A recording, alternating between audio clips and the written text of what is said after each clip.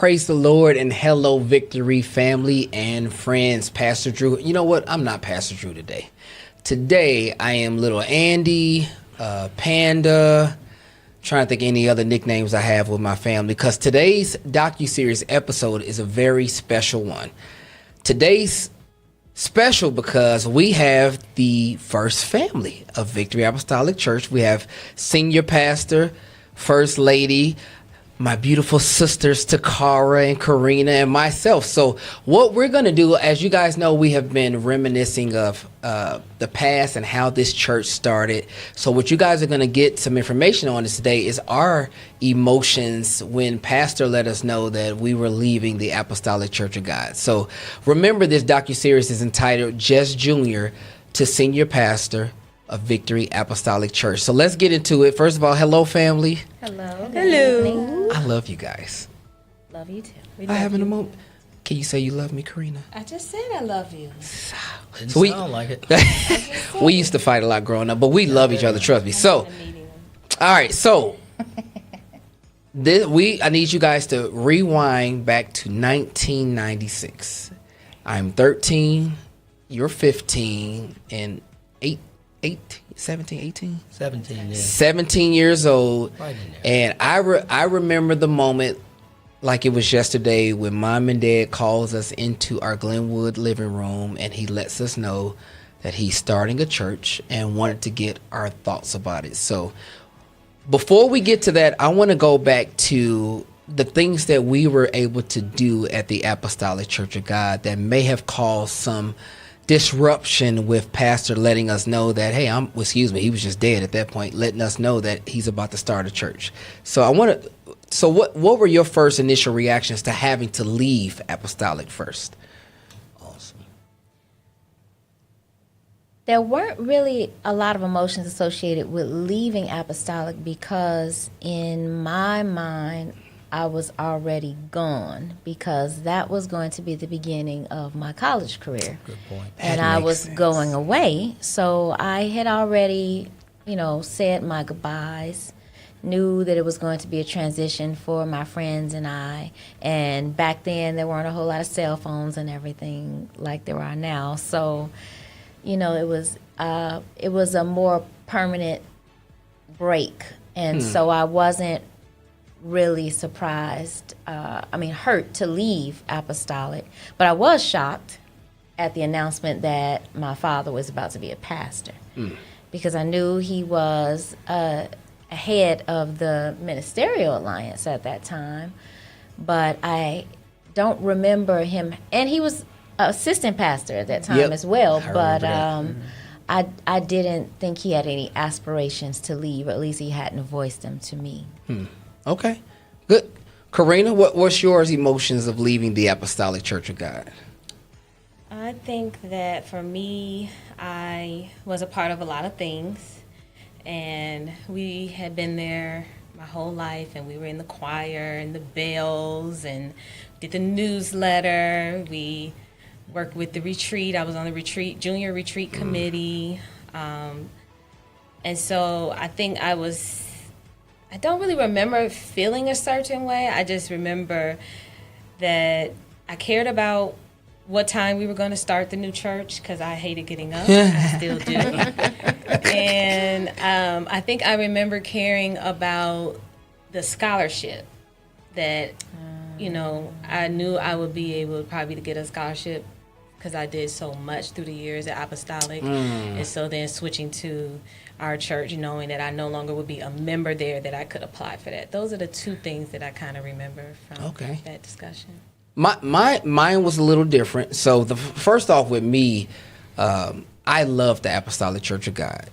What I did not love is that we had to be there from like 8 o'clock in the morning all the way until 4. So That's true. that wasn't a big concern for me when we were leaving, because I'm like, man, if I could get the afternoon back after church, that would be great. And at 13, I even thought about that. But on the other side, I was very sad, because I actually had a lot of friends there.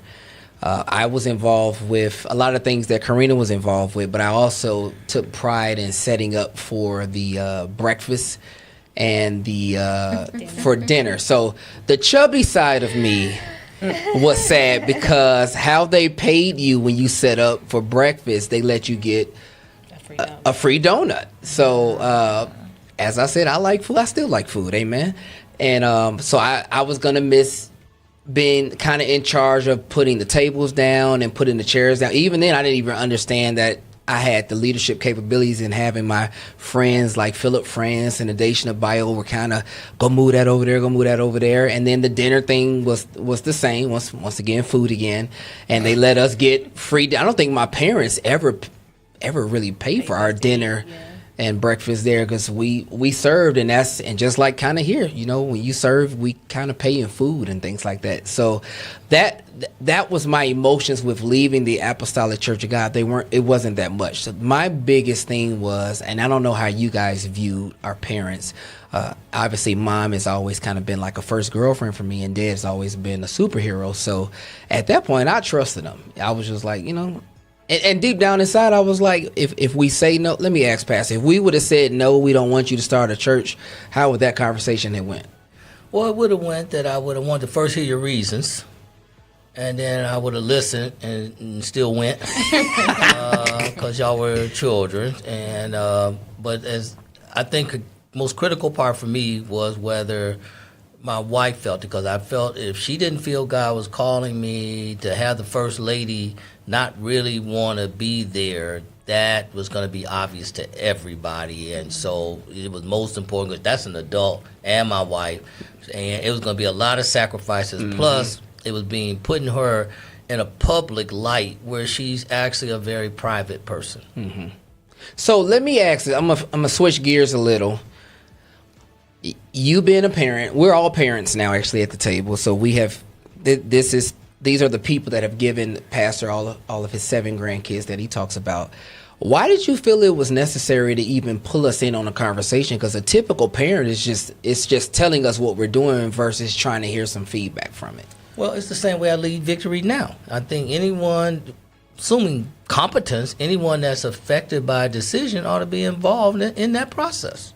So I felt y'all were, if y'all were like 4 or 7 or something, then I wouldn't have bothered with it. But you were the youngest and you were a teenager. Right. So I'm like, you had to have feelings about this. So I needed to hear that. I definitely, and I got it from y'all. I got what I needed to hear. There was no flat out no. And the closest thing to it was to Cara, after I had been gone to several churches, who was like, after we went to one church, it was really bad. So rewind that. What do you mean going to churches? Well, I was, again, before we went to the hotel, I was going to several different churches that whole year, before I finally even went and decided, okay, we're just going to start fresh. I was going to several churches while I was still at Apostolic as assistant pastor, because Bishop, in his mind, was trying to help me since I felt called to the senior pastor. So he sent me to several churches that didn't have anything going on. I mean, they were awful. And you took us there? You didn't go to all of them. Because I don't remember. You went to one. You didn't go to the one on the west side. That one was ridiculous. But the one in the city, it was Takara that I remember so clear. When we got back home, she was like, "Dad, I just hope God ain't telling us to go to this one." Because the head of the youth department was 80-some years old, and it couldn't have been more than like 12 people there. It was all deep in the inner city, and I mean, it was the difference between it and Apostolic was night and day. So I think what that did for her, maybe I'm wrong, I think that made leaving to go to anywhere other than there started looking better. Everything looked like heaven. Everything looked like better in that place. Okay, so you're talking to us. Help us, mom and dad, because you're mom and dad to us. When you guys are talking in your bedroom, I'm assuming before you call us in, what did that talk look like before you pulled us into the living room? I don't ever remember. You don't remember it all? Like so you was just like, we're just going to go tell them right now. What made you decide to tell us then and there? Was it any time frame that you were looking at? No, it was definite that I was leaving. And, now we're somewhere in the beginning of 96 or so. And it was definite I was leaving. And so a lot of the talking actually occurred, not with y'all as the kids so much. It was her and I going back and forth about what she thought about it. And then finally, when she was fine with it, 'cause I guess the Holy Spirit was dealing with her about it, and she can share her own story, then we said, okay, it's time to let everybody know. Our own family ought to know before everybody else. Amen. So, Did we know before Bishop? Oh, no. No, Bishop knew back in 1994. I went to him first, and I still remember because he told me he was so glad I did it because he would not have wanted to hear that from anywhere else. This is a difficult process. I had to start looking for a place, all kind of other things. But long before we were leaving, it was a lot of stuff had to be done, and I knew word would get back to him.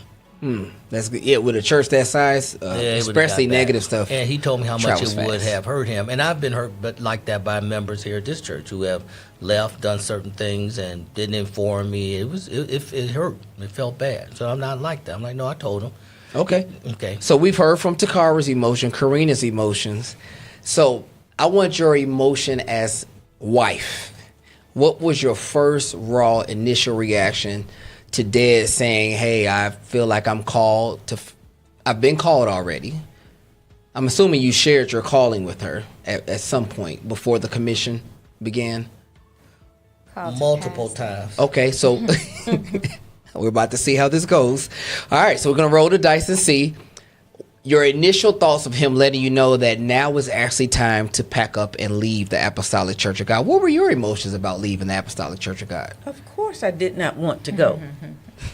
And he had mentioned it several times before, and I just kept saying to my mind, I hope it don't happen. I hope it don't happen.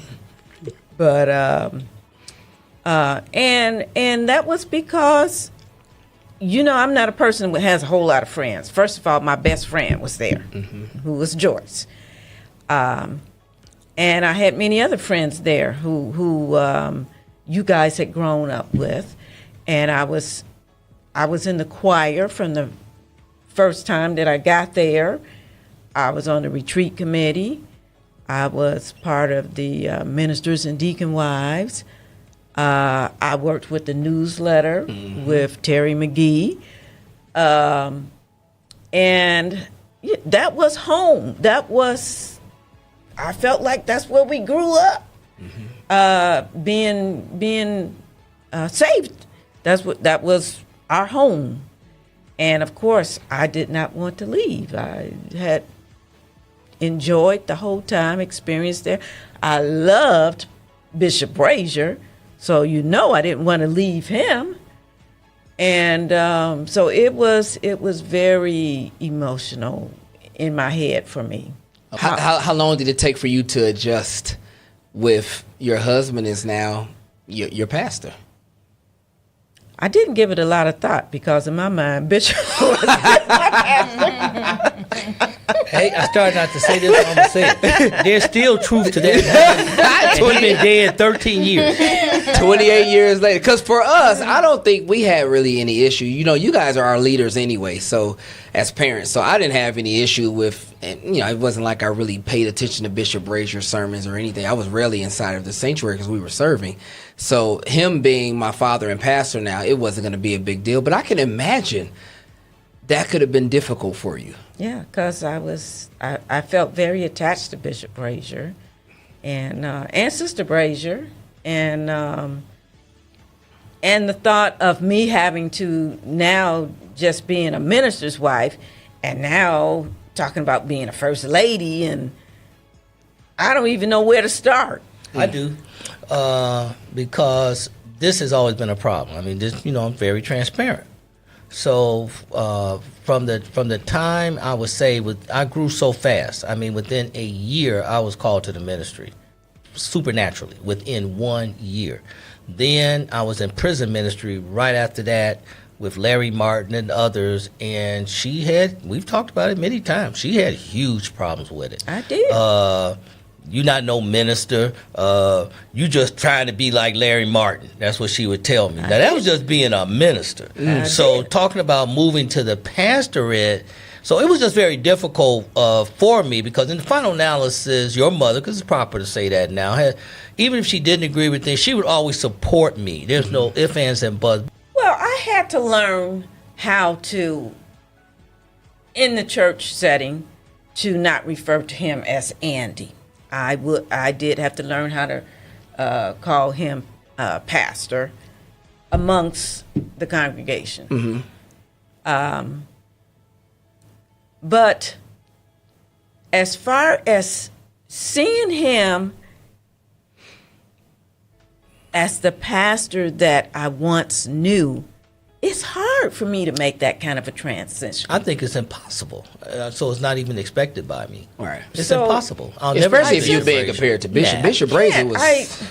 And he went through the same thing with his wife. You know, that was just Arthur to her. So I'm gonna get us back on the Docu Series now. So we're at the first service. Is this what the Docu Series is about? 'Cause I'm confused. We had a little therapy moment, folks. So we're gonna move past it. All right, so let's have another good. We're going back to the good moment. We're at the first service now. I will start off. I'm having an extremely proud moment of looking at my parents on stage.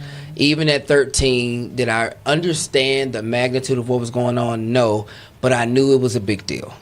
I didn't know it was going to end up being what we see now at the Matson location. But watching you get robed and watching Mom put that robe on you and Deacon Matthews crying, it was a very emotional moment for me. And I'm the emotional one in the family. I cry. I'm the crier. I still am. I ask my wife. I cry. I'm a crier. That's my stress relief that I go through. So my biggest memory of that first service was just I'm really proud to be their son. So I don't know if you guys remember your emotional, what was yours, Takara?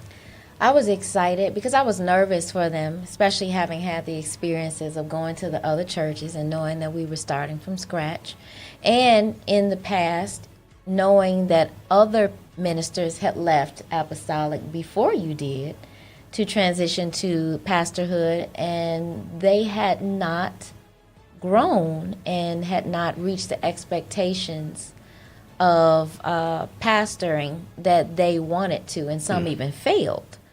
So I was nervous for him. So walking into that hotel conference room and seeing all those seats were actually occupied by so many people, I was excited for him because I felt like it was going to be successful. I felt like God was present with him and that my father had support.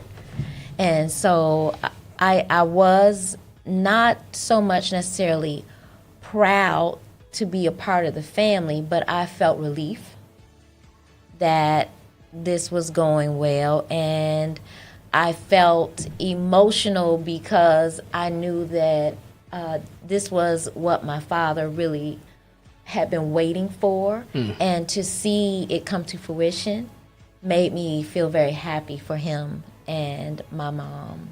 And you really only got like the first couple of weeks of service before you went off to Truman, Northeast Missouri I State. went off then. to Northeast Missouri State University a few weeks later to start my college career, and it was exciting to see it kick off. I immediately started comparing, who doesn't, to what we left, and trying to steel myself to be patient with the things that I noticed were very different or I didn't necessarily like. But I do remember the excitement of the day. I remember the people who came down to get saved at the end, including my grandparents, my paternal grandparents. Immediately shot up. My grandfather did, and I almost fell over with that, you know. And just to be clear, it was my father's parents. Paternal. I said, paternal. Oh, you did say paternal. I'm sorry. Yeah, my paternal grandparents, and the Myers immediately joined on that first day, and it was exciting. Karina, any thoughts about the very first service? I don't remember how I felt that day. I've do the editing, so I've watched the video of the first service several times. One thing that always sticks out to me is just how much of our family supported, and they all came. All of my mom's siblings and spouses and their kids all attended, and even my dad's family who weren't church people, they did not even go to church. They all came and supported him, and that made me happy to see everyone in that room for that moment.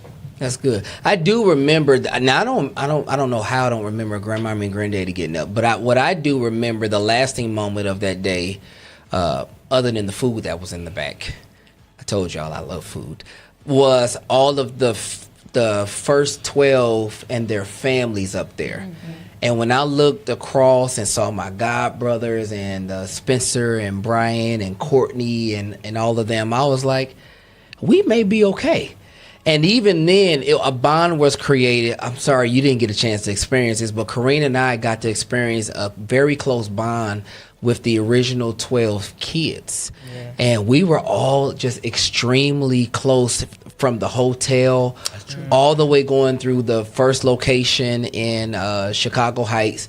And even, trying to think of who, even one of them now, they're intertwined with our family. Brian is godfather to my youngest and godfather to her youngest. So it's the closeness of Victory that I like to brag on, that we have now with over 4,500 members. The closest of Victory started that day. And that was one of the cool moments for me. So I'm going to fast forward from the hotel, because there's a lot of hotel stories. We'll be in here all day, and we're not going to do that. I'm going to save this for another episode. So let's fast forward to the location in Chicago Heights. Now, I don't know if all of my siblings will feel this way, but my most memorable moments is that all of us were married there. That's true. That is true. So my father performed the ceremony for my now wife of 18 years, and I Bernardo married you. And my first husband's pastor married us. That's right, from Bermuda. Mm-hmm. So, we all kind of had our first walks into adulthood there. That's true. And being part of the first family, it wasn't awkward. Now, I will speak. I don't know how y'all feel. I hated that I had to invite so many people to my wedding that I did not know. And he let me know, now he paid for them and more, I will be honest. But it was a whole bunch of people there. I'm like, who are these people? So that was my first memory of the church. Is like, this church is kind of a big deal. Because for the first couple years, even though we never really had a membership under 50, we've always been growing. Am I saying that the right way as a teenager? Exactly the right way. And it was, since we're speaking about the other church, remember, I'm learning too. And this growth has always been exponential. Mm-hmm. And there is a thing called growing too fast. And for me, I always use the old commercial where they start this a Caucasian couple and a lady. They start an internet business, and they're looking at the computer, and it's got orders 10, 12, 15. Then it goes to 100, and 200, 300. Then they open up the champagne and start pouring. And I don't know if you remember this. Her and I watched it together, and they started pouring. And finally, it said 4,000, 8,000, 10,000, and they had a weird look. So your mother looked at me and said, I don't get it. What's wrong? I said, they're out of business. Oh, they couldn't meet the demand. They couldn't meet the demand. Right. I understood it right away. I'm like, they out of business. And so for us, we had all these people, but we didn't have money. And reason which is lead the course into the future, unto this church. But within that context, I began to understand that what I had become, the effect it was going to have on everyone. Mm-hmm. Because I wanted to have a 50th birthday party so bad. But I turned 50 after I had already gave my parents their 50th wedding anniversary at the Apostolic. Mm-hmm. And I paid for it out of my own pocket. My siblings didn't hardly have money, so I had to pay for it. And it got back to me, the number of people that were devastated that they were not invited, and felt that the only people got invited were part of the pastor's in crowd. And that's when I began to understand, because it certainly wasn't my intent, that no matter how I wanted to view it, I had to change how I saw this thing. And as you remember, I used to have the parties over at my house, and eventually the barbecues, the gelato. That used to be so fun too. Because people, everyone didn't get invited, and it started just being messy. On top of for other reasons, it impacted on the hardworking mom helping me get this thing together. But I began to understand that for me to have things that even involve y'all, I even went into your wedding, and we had the discussion with you and Brian about that. We are just not normal people. You're just going to have to accept that. We're not normal people. No, there's not a lot of normal people that's dealing with this kind of stuff. And so it transitions not only from me and Brenda, but it transitions down to the kids. And trust me, in its own way, it's going to transition to y'all kids, our grandkids. No, And it that, already has. And Yeah. that's why I had 2 receptions. You got off easy. I had 2 receptions. I don't know. Receptions too. Mine was.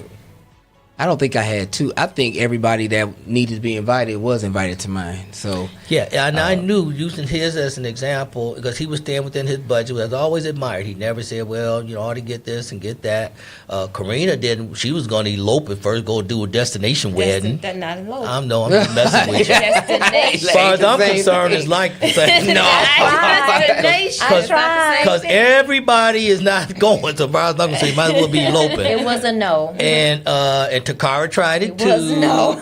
and then there was other reasons. The first reason was, you know, our family and friends that we didn't spend $1 gazillion on all their gifts. I want to get y'all to get some gifts. And then I never even and it went was there with and then it was the sense that everybody kind of wants to share in all of these kind of special moments. And as they both know, what settled the issue was I paid for it. Then it's like, oh fine, you paid for it, we can do it then. You know, but it's not really, that wasn't that important to them. It's just that I think even then y'all were understanding. Y'all were like, for lack of a better comparison, it's like king and queens, and y'all are princes and princesses. That's what it became. And I think that's the misconception of a lot of men and women that aspire to be pastors with big congregations. The piece that they don't see that I would like Takara and Karina to talk about are the frustrations that come with being your kids and the expectations that people expect us to meet that are honestly just They're unfair. They're unfair. People, since I can remember, have been saying, are you going to follow in your dad's footsteps and be a preacher? I'm like, I'm 8.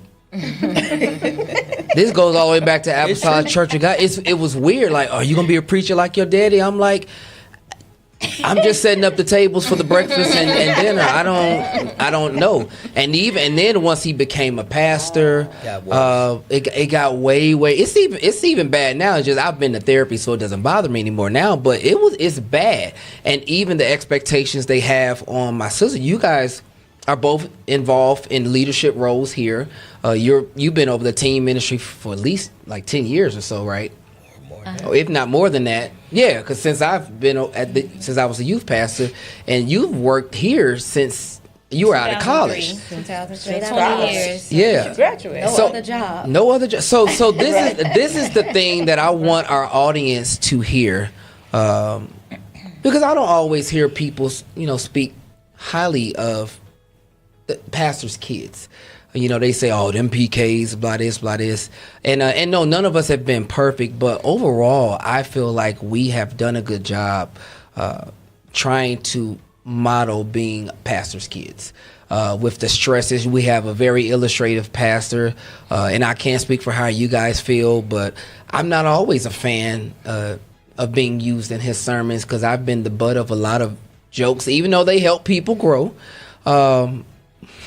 It's still at our expense. It is, and even as I'm working on my MDiv now, like I've been in some preaching class, and they talk about how difficult it is for senior pastors because the best teaching lessons are within their own family and their marriages and their kids, but nobody thinks about how we feel about being used in those messages. So what do you guys think about that as we start wrapping up? Just the kind of the pressures that he decided to be a pastor, not us. So what are some of the pressures that you guys have had to deal with, if you could think of any that sticks out? I'll say that even coming here tonight, I told them I would like to just be in the Singleton family and not the pastor's family. And although those two are the same, they're not. I love being with my family. We spend Christmas together. We travel together. My siblings are my best friends. We get along so well. All our spouses get along really well. We have a great time, and I love that part. But I'm not a huge fan of the part that is being a pastor's child. I'm like my mom. I'm very private. I really don't like a lot of attention. I love to serve. I love to help. I love to do those things, but I don't want to be in the forefront at all, like ever, even today. It was hard getting her here today. It's hard getting her to accept her own promotion. It's just not something I really have ever aspired to be. I love my life, and I love my kids, and I love the way everything is. I think that I have always accepted it because I know it's bigger than me, and so, you know, that's what I have to think about when I have to do these things and go to these places, that this is not about me, this is about the kingdom, and that people see us as a unit, and why is she not ever at the events, and why she, you know, I never want people to give, you know, in their heads that I'm not part of this family, because I love being with my family. So I'm working on it, but not really, because it's not who I am, and I try to be who I am. And who I am is just, I like to serve the Lord, and I love my Father's church, and I understand it's not a family business, but I always tell people I don't want the family business. Andrew never had competition with me. It's not going to be no fighting over the family business. Andrew Takara can have it. I will always support that, and I've been saying that for years. So, you know, that's how I feel about it. Before we go to you, Ma, let's go to Takara. When I came back home for my Christmas break after being at Northeast Missouri State University, I ran into one of my close high school friends. And his first comment to me was, "Girl, I heard what you've been doing down there, and you supposed to be a pastor's kid."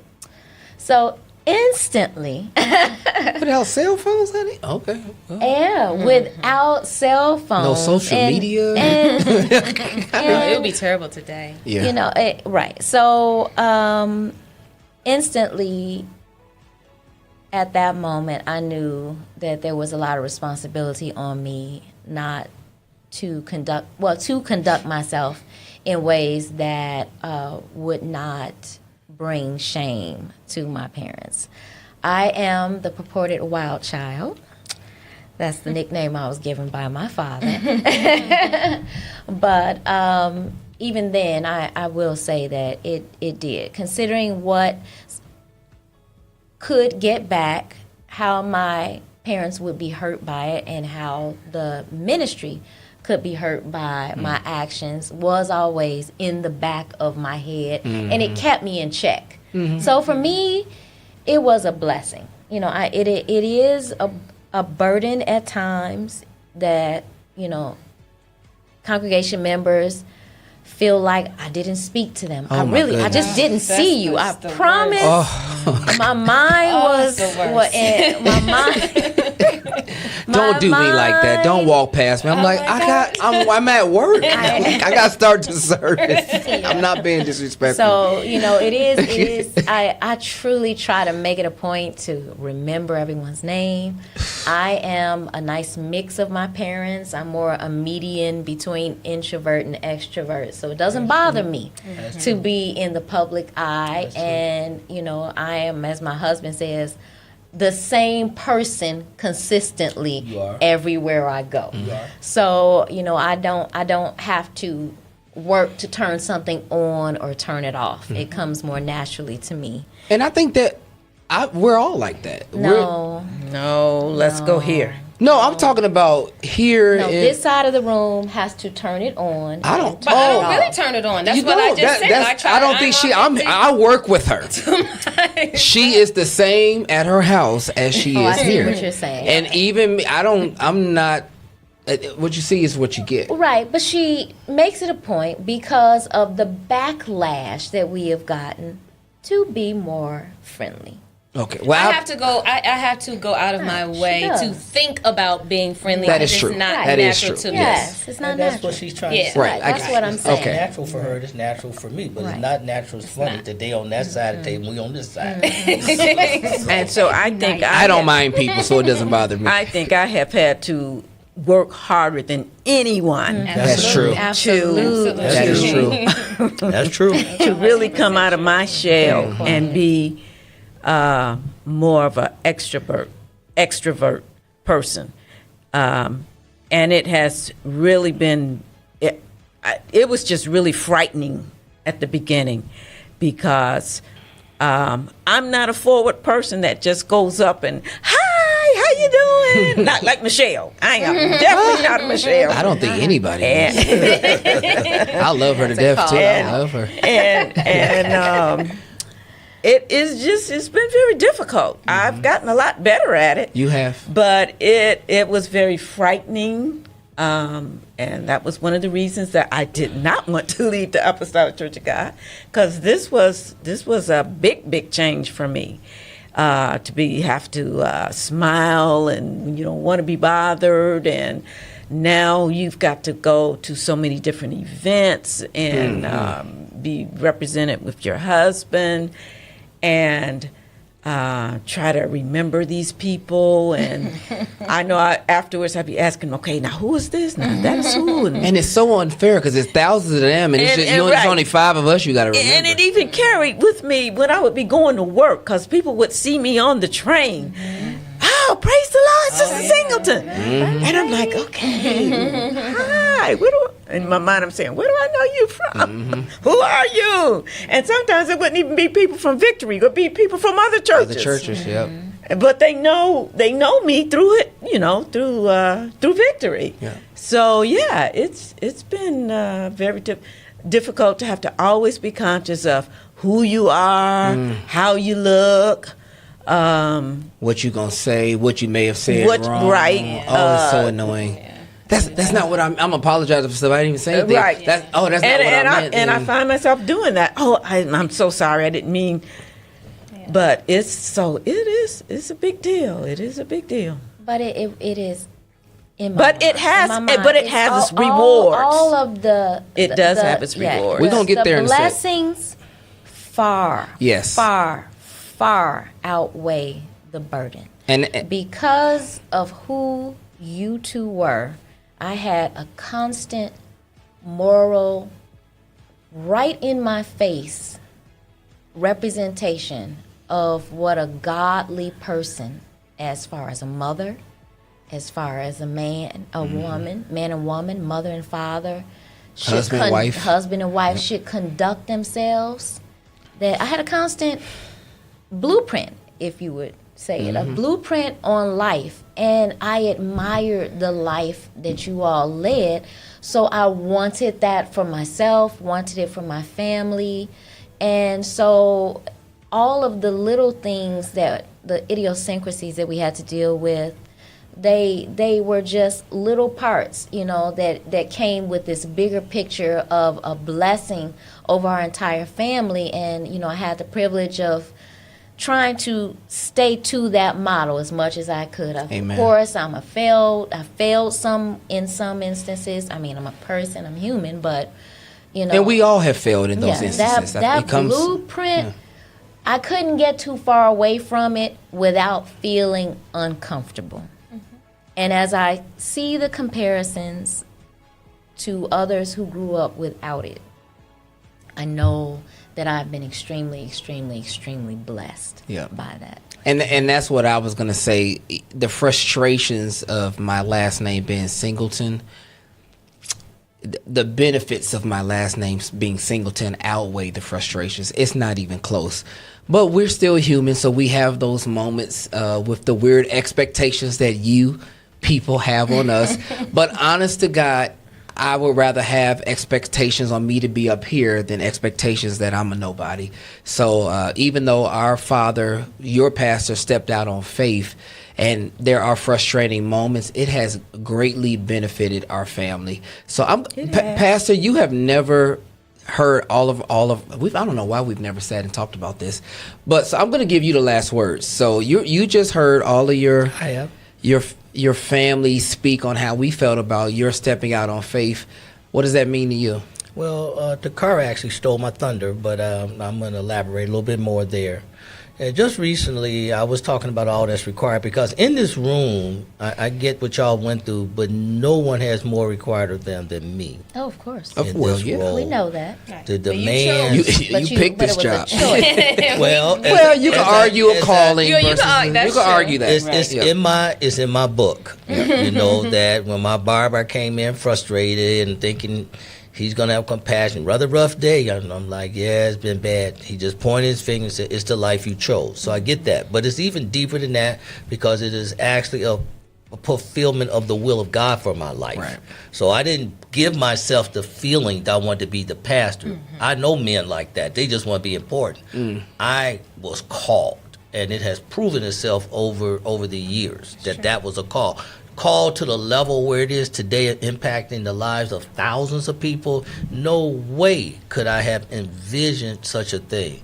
But the stressors that come with it day to day, and especially the people, is what drives many megachurch pastors to depression and some to suicide. Mm-hmm. It's just, and I've learned how to deal with it and manage it over the years. And just recently, I was sharing some things with Pastor Stratton and how much is required of me. He just looked at me, he said, but you've been given so much, and that's what people miss, and that's what y'all were saying.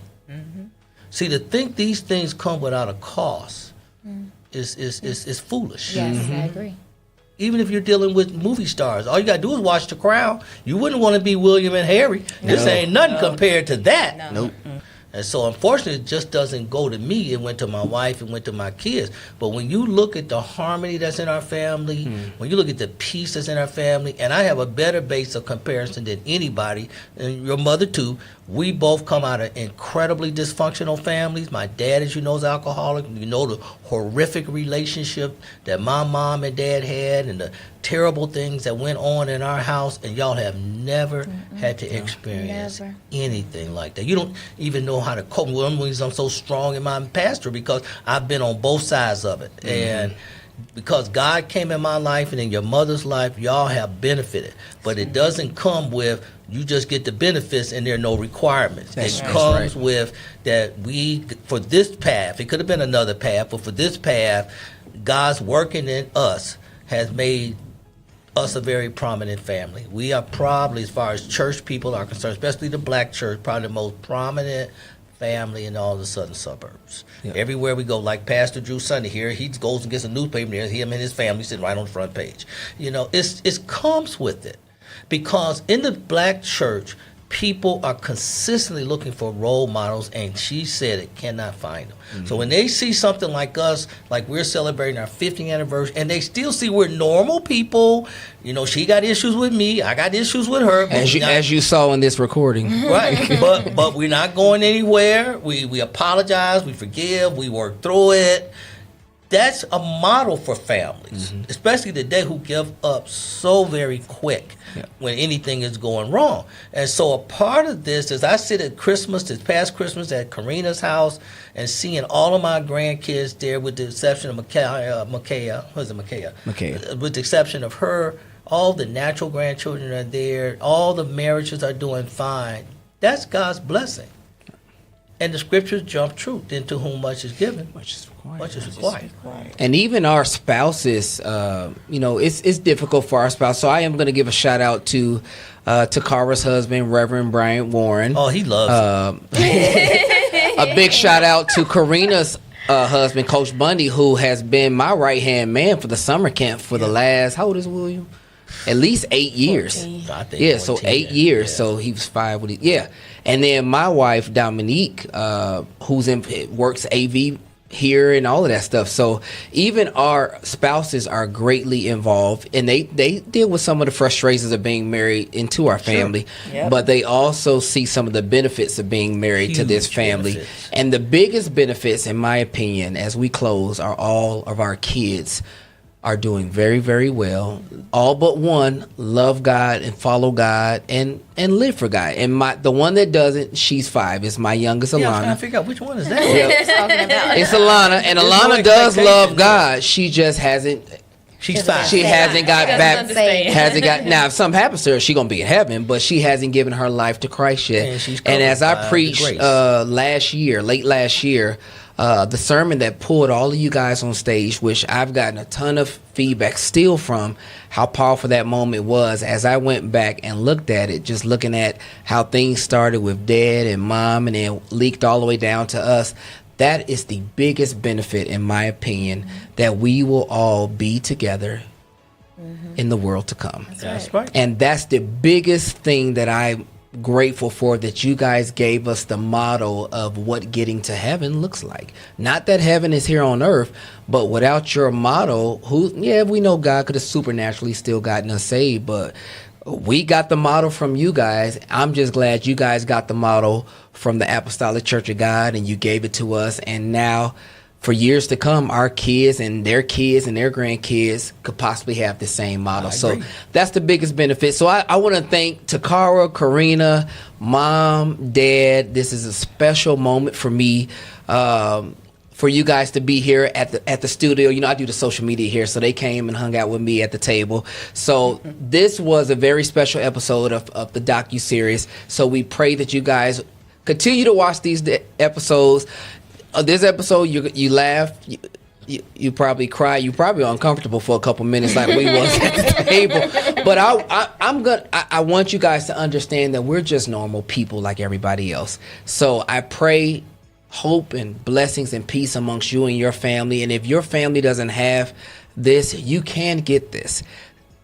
Somebody step out on faith, give your life to Christ, and start showing the model in this year of the family. So God bless you all. We appreciate you, and take care, everybody.